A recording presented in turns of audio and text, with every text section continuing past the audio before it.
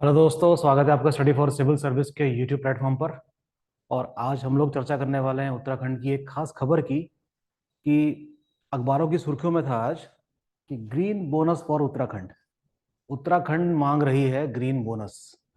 तो इसके संबंध में थोड़ी चर्चा कर लेनी जरूरी है कि ग्रीन बोनस क्या चीज़ है, किस चीज़ से इसका संबंध है।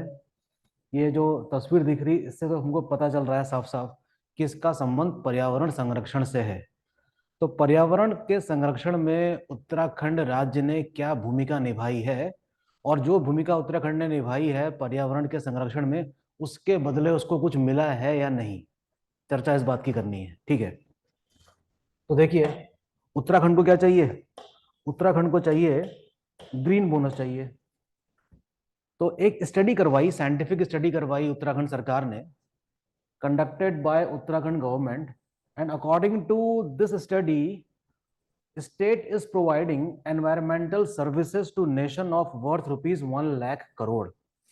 ये क्या बात हुई कि अध्ययन से हमको ये पता चलता है कि उत्तराखंड ने भारत को पर्यावरणीय सेवाएं दी हैं जिसकी कीमत लगभग कितनी है, 1 लाख करोड़ की है। पर्यावरणीय सेवाओं से क्या मतलब है? ये क्या चीज होती है? वो ये चीज होती है कि उत्तराखंड सरकार ने या उत्तराखंड राज्य ने पर्यावरण को नुकसान ना पहुंचे, इसलिए ऐसा कोई प्रोजेक्ट उत्तराखंड में नहीं चलाया। जिसकी वजह से क्या हुआ होगा? जिसकी वजह से ये हुआ होगा कि यहाँ पर वनों की कटाई नहीं हुई होगी, कोई विकास कार्य नहीं आरंभ किया गया होगा, और जिसकी वजह से जो वेजिटेशंस हैं उत्तराखंड की, जो वनावरण है, वो अपनी यथावत स्थिति में बना रहा। और फॉरेस्ट सर्वे की रिपोर्ट हमको ये बताती है कि पिछले फॉरेस्ट सर्वे में उत्तराखंड का कुछ प्रतिशत भाग वनों का बढ़ा भी है। तो इससे क्या हुआ? वन के बढ़ाने से क्या भला हो गया होगा इंडिया का? भला ये हुआ कि ये सबसे ज्यादा ऑक्सीजन प्रोवाइड करने वाला राज्यों में से एक है। इसका मतलब ये हुआ। तो ये जो कंट्रीब्यूशन है एनवायरनमेंट के प्रोटेक्शन के लिए उत्तराखंड का, ये बड़ा ही अभूतपूर्व है। तो इसके बदले कुछ मिलना भी तो चाहिए। तो उस मिलने वाली चीज को ही कहा गया है ग्रीन बोनस, जो अब तक उत्तराखंड राज्य को नहीं मिला है। ठीक है। तो ये जो साइंटिफिक स्टडी राज्य सरकार द्वारा कराई गई, उसकी जो आंकड़े निकल कर आ रहे हैं, उसकी कीमत कितनी है? लगभग 1 लाख करोड़ की है। तो ये सिर्फ वनों के आवरण की बात हो रही है। अगर उसमें अदर रिसोर्सेज भी जोड़ दिए जाएं, जैसे कि रिवर्स, झरने, माउंटेन, वाटरफॉल, इन सबको जोड़ दिया जाए, तो ये हो जाएगा आपका 3 लाख करोड़ रुपया, जो इसकी कीमत है पर्यावरण को संरक्षण करने में। यानी कि इसका मतलब ये हुआ कि Uttarakhand, being the fragile ecosystem state, is playing important role to preserve the environment. यानी कि पर्यावरण की संरक्षण के लिए उत्तराखंड राज्य एक बहुत ही इंपॉर्टेंट भूमिका निभा रहा है अपने राज्य में विकास कार्य ना चलाकर। इसका मतलब ये हुआ। और इसका मतलब ये भी हो रहा है कि वो बहुत ज्यादा कार्बन सिंक भी क्रिएट कर ले रहा होगा, क्योंकि ऑक्सीजन तो लिबरेट हो रही है, साथ ही साथ कार्बन डाइऑक्साइड क्या हो रही है, वहां पर जाकर डिप्रेस हो रही होगी। तो इस तरीके से उत्तराखंड एक कार्बन सिंक राज्य की स्थिति में भी आ गया है। It means what? It means कि उत्तराखंड ने एक कीमत चुकाई है विकास न करने की। तो यहाँ पर जो स्थानीय लोग हैं, जो वनों के आसपास रहने वाले जो लोग हुआ करते हैं, तो क्या इस फॉरेस्ट लॉ या ये जो वन अधिनियम होते हैं, इसका उनको फायदा मिला है कि नुकसान मिला है? तो स्थानीय लोगों का ये मानना है कि ये जो वन अधिनियम है, इसने हमारे हक हकूक की अनदेखी की है। इससे हमारा कोई विकास नहीं हुआ है। आर्थिक रूप से हम बहुत पिछड़े हुए हैं। पहले जो काम बड़ी आसानी से हो जाया करते थे, उसके लिए अब हमें दर दर भटकना पड़ रहा है। यानी कि वो जो स्थानीय लोग हैं, जो वनों के आसपास रहते हैं, उनको बड़ी दिक्कतों का सामना करना पड़ रहा है जब से ये फॉरेस्ट लॉ एग्जिस्ट में आया 1980 के बाद। आइए कुछ इससे संबंधित कुछ आंकड़े देखते हैं कि क्या बात है भाई। 2024 तक राज्य सरकार की अगर हम बात करें, 741 ऐसे डेवलपमेंटल स्कीम्स थी जिसको होल्ड पे रखा गया है, और पर्यावरण को नुकसान ना पहुंचे इसके लिए इसको चलाया ही नहीं गया। कितनी स्कीम्स हैं? 741 स्कीम्स कहिए या प्रोजेक्ट कहिए, बात एक है। दीज स्कीम्स या projects require what? It requires 4650 hectares of land from forest. इन योजनाओं को चलाने के लिए जो कि किस भूमि के पास है, वन की भूमि है, वो कितनी भूमि देनी पड़ेगी इन योजनाओं के लिए, 4,650 हेक्टेयर्स, जो कि एक काफी ज्यादा, मतलब कह सकते हैं कि मात्रा है भूमि की, वो इनको प्रदान करनी पड़ेगी। फॉरेस्ट इनको दे नहीं रहा है। क्या करके नहीं दे रहा है कि ये जो वनी जो वो है जो वन का आवरण है उसकी अनदेखी हो जाएगी करके, इसलिए उनको दे ही नहीं रहा है। After the formation of the state, जब से राज्य बना है, most of the land allotted for mining. जाहिर सी बात है कि उत्तराखंड में जो 71% एरिया जो है वो वन आवरण के अंतर्गत आता है, तो उससे सबसे अधिक जो लैंड दी गई है वो किसको दी गई है, माइनिंग करने के लिए दी गई है।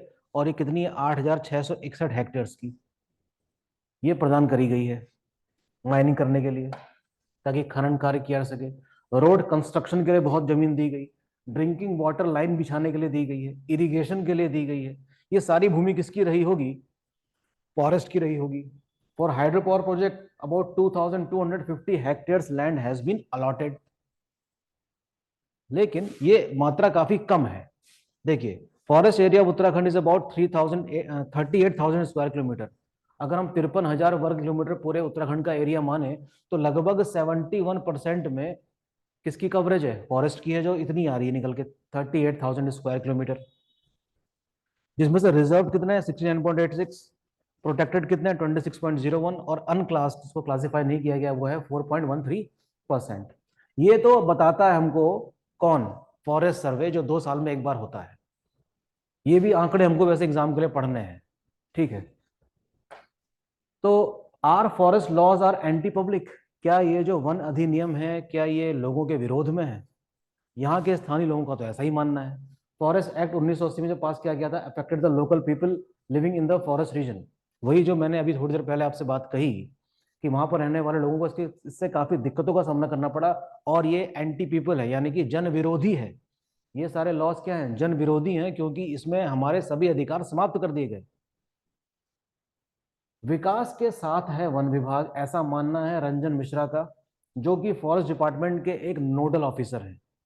इनका यह तर्क है कि जब भी कोई डिपार्टमेंट, जब भी कोई स्कीम पे काम करता है, अब जो फाइल हमको देता है तो वो आधी अधूरी रहती है, जिसकी वजह से देखने को मिलता है कि हस्तांतरण करने में काफी दिक्कत आती है, ऐसा इनका मानना है।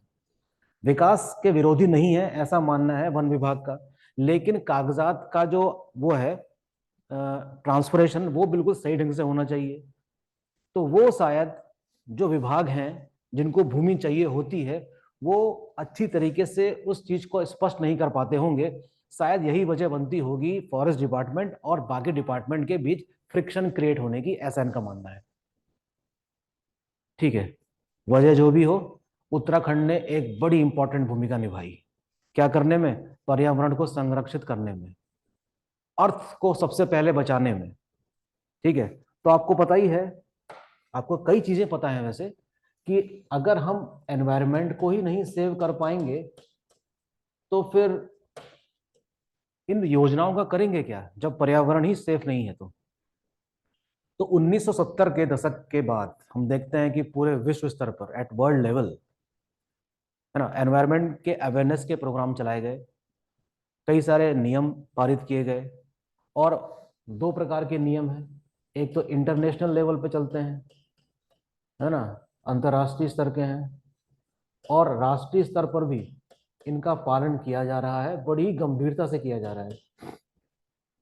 तो अंतर्राष्ट्रीय स्तर पे जब आप जाएंगे, एनवायरमेंटल स्टडीज को देखेंगे कि क्या लेवल, क्या क्या प्रोग्राम चलाए जाते हैं, तो आप देखते ही हैं हर साल, है ना, कि कॉन्फ्रेंस ऑफ पार्टीज की मीटिंग हो रही है।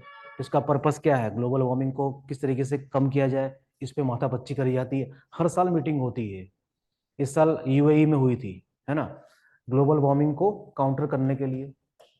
ठीक है, एफॉरेस्टेशन को बढ़ावा दिया जा रहा है। वेटलैंड्स को लेकर रामसर कन्वेंशन हुआ था, ये आपको पता ही है। अर्थ डे मनाया गया 1992 के बाद से।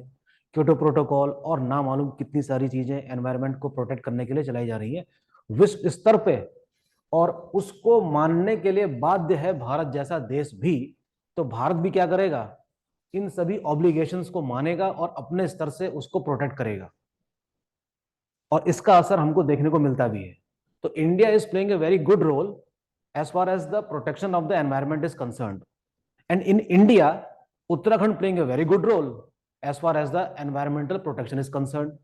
लेकिन उत्तराखंड के पास इतना रिसोर्स है ही नहीं, है ना। उत्तराखंड के पास हम कह सकते हैं कि Uttarakhand is resourceful state as far as the natural resources are concern, लेकिन इकोनॉमिक पॉइंट ऑफ व्यू से हम उसका जरूरत से ज्यादा इस्तेमाल नहीं कर सकते, क्योंकि हमको बैलेंस बना के चलना है।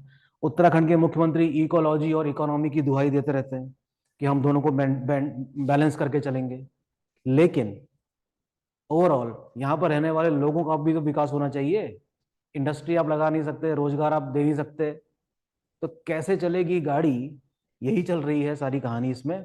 और इन वजहों से उत्तराखंड को ग्रीन बोनस मिलना चाहिए, सेंट्रल गवर्नमेंट देगी, अब तक इन्होंने नहीं दिया है, यही मांग कर रही है उत्तराखंड सरकार।